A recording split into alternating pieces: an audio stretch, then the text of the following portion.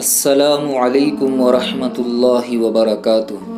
آج کی دینی تعلیم۔ نمبر 1، اسلامی تاریخ۔ حضرت شعیب علیہ السلام اور ان کی قوم۔ حضرت شعیب علیہ السلام اللہ کے مشہور نبی ہیں۔ وہ کثرت سے نماز اور ذکر میں مشغول رہتے اور اللہ تعالیٰ کے خوف سے خوب رویا کرتے تھے۔ قرآن مجید میں ان کا تذکرہ 11 مرتبہ آیا ہے۔ ان کا نسب حضرت ابراہیم علیہ السلام کے بیٹے مدین سے ملتا ہے، جو اپنے اہل خانہ کے ساتھ حجاز عرب چلے گئے تھے۔ بڑھتے بڑھتے یہ خاندان قبیلے کی شکل میں حجاز کی آخری سرحدوں سے ملک شام کے قریب تک پھیل گیا۔ عہد نبوی میں شام، فلسطین اور مصر جاتے ہوئے راستے میں مدین کے کھنڈرات نظر آتے تھے۔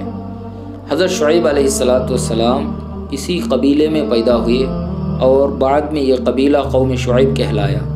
یہ قوم بت پرستی، مشرکانہ عقائد، ناپ تول میں کمی، لوٹ مار اور ڈاکہ زنی جیسے جرائم میں مبتلا تھی۔ نبوت ملنے کے بعد حضرت شعیب علیہ السلام نے ان لوگوں کو ایمان و توحید کی دعوت دینی شروع کر دی۔ ان کے وعظ و نصیحت اور تقریر و خطابت سے لوگوں کے دلوں پر بڑا اثر ہوتا تھا۔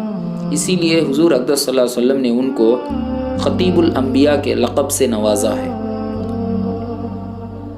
نمبر 2، اللہ کی قدرت۔ قطب تارہ۔ اللہ تعالیٰ نے آسمان میں لاکھوں روشن ستارے بنائے ہیں جو آسمان میں اپنے اپنے مدار پر گھومتے رہتے ہیں۔ اس گردش کی وجہ سے وہ مشرق سے مغرب میں اپنی جگہ بدلتے رہتے ہیں۔ مگر ان لاکھوں ستاروں میں ایک قطب تارہ ایسا بھی ہے جو ہمیشہ شمالی سمت میں ٹہرا رہتا ہے، جس کو دیکھ کر خشکی، ریگستانی اور دریائی سفر کرنے والے اپنی سمت آسانی سے معلوم کر لیتے ہیں۔ بلا شبہ اس قطب تارے کے ذریعے لوگوں کو منزل مقصود تک پہنچانا قدرت کی بڑی نشانی ہے۔ نمبر 3، ایک فرض کے بارے میں۔ اسلام میں نماز کی اہمیت۔ رسول اللہ صلی اللہ علیہ وسلم نے فرمایا، دین بغیر نماز کے نہیں ہے۔ نماز دین کے لیے ایسا ہے جیسا آدمی کے بدن کے لیے سر ہوتا ہے۔ نمبر 4، ایک سنت کے بارے میں۔ بچوں کے سروں پر ہاتھ پھیرنا۔ حضرت انس بن مالک رضی اللہ تعالیٰ عنہ بیان کرتے ہیں کہ رسول اللہ صلی اللہ علیہ وسلم حضرات انصار کے پاس ملاقات کی غرض سے تشریف لے جاتے تو ان کے بچوں کو سلام کرتے اور ان کے سروں پر ہاتھ پھیرا کرتے تھے۔ نمبر 5، ایک اہم عمل کی فضیلت۔ بستر پر اللہ کا ذکر کرنا۔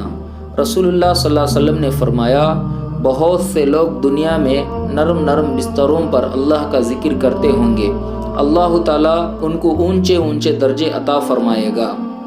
نمبر 6، ایک گناہ کے بارے میں۔ شرابی قیامت کے دن پیاسا اٹھے گا۔ رسول اللہ صلی اللہ علیہ وسلم نے فرمایا، جس شخص نے شراب پی پھر بغیر توبہ کیے ہوئے اسی حالت میں مر گیا تو قیامت کے دن پیاسا اٹھے گا۔ نمبر 7، دنیا کے بارے میں۔ 2 چیزوں کو برا سمجھنا۔ رسول اللہ صلی اللہ علیہ وسلم نے فرمایا، 2 چیزوں کو آدم کی اولاد برا سمجھتی ہے۔ نمبر 1، موت۔ موت کو برا سمجھتی ہے، حالانکہ موت مومن کے لیے فتنے میں مبتلا ہونے سے بہتر ہے۔ دوسرا، مال۔ مال کی کمی کو بھی برا سمجھتی ہے، حالانکہ مال کی کمی حساب میں کمی کا سبب ہے۔ نمبر 8، آخرت کے بارے میں۔ مرنے کے بعد زندہ ہونا۔